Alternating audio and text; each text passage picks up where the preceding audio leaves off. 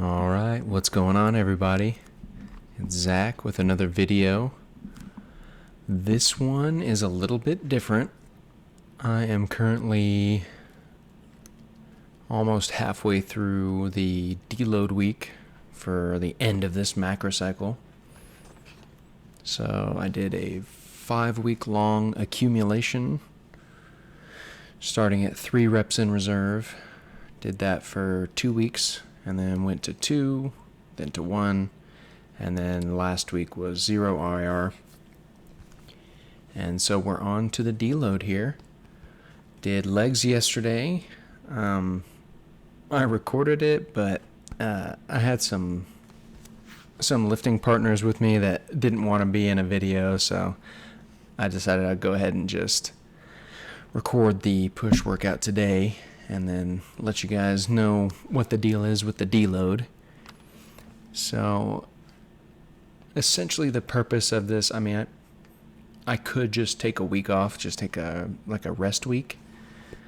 But I really like the idea of doing a deload, which is primarily for dropping your fatigue from that 5-week accumulation, dropping it down to as low as I can get in 1 week's time. So essentially what happens here is the first 3 days, so my first legs push-pull of the deload is going to be, I drop the sets and the reps in half, but I keep the load the same. So there's still some tension there, but because I'm dropping the volume so much, I shouldn't be getting a pump, shouldn't be getting sore the next few days. And basically, we're really not stimulating hypertrophy with these workouts. That's not the point of them. Like I mentioned earlier, it's to reduce your fatigue. Because, when you're in the gym for 4, 5, 6 weeks straight, and because of the way that I'm doing it, 3 days on, 1 day off, it's almost 6 days a week.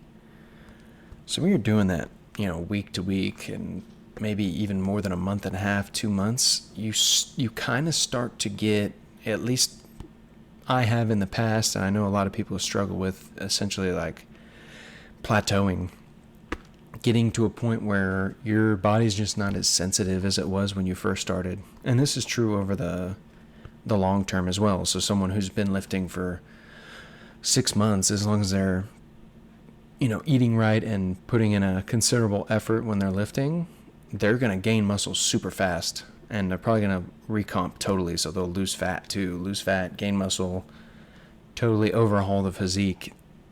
It's a lot easier to do that when you're a new lifter, because it's a totally novel stimulus for your body to adapt to, and so it's very sensitive to it.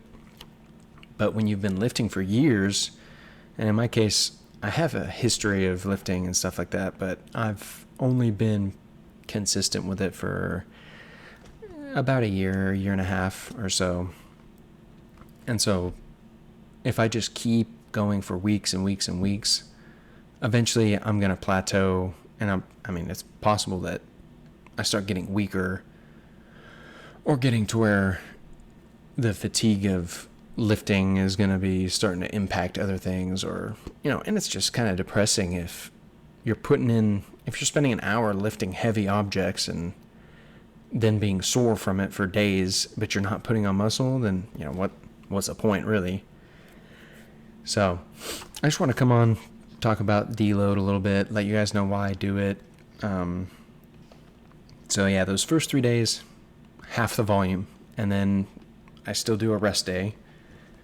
And then the next 3 days will be half load and half volume. So I'll keep the, like, for example, for leg day, or for this workout actually, barbell incline press, I did 2 sets of 6 at 110 pounds.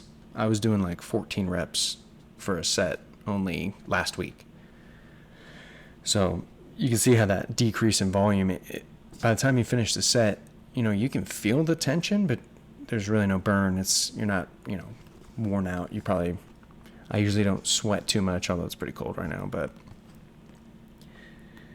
that's what those next 3 days will be.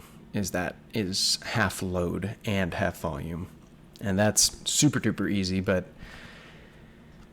it gives you a couple of nice opportunities. One of them is you get the opportunity, if you're swapping out of exercise, you can try it during the deload with lower weight, lower reps, lower sets. The risk of injury or the chances of you not being able to, get into a groove of a lift and then it's not stimulative or it just feels like crap is a little less likely once you start your working,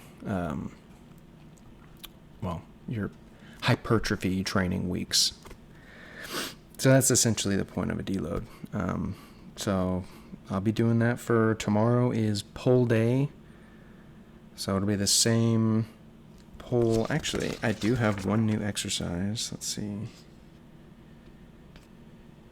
It's pretty similar, but I'm swapping out dumbbell super ROM rows for, we're going to do barbell bent rows, which are going to be actually deficit bent rows. So we're going to stand on a 45-pound plate and then row from there. So it's going to be interesting.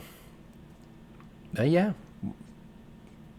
Wanted to come on, give a little explanation for the deload here, and like the thumbnail says there, go ahead and rug pull your fatigue, show it what for.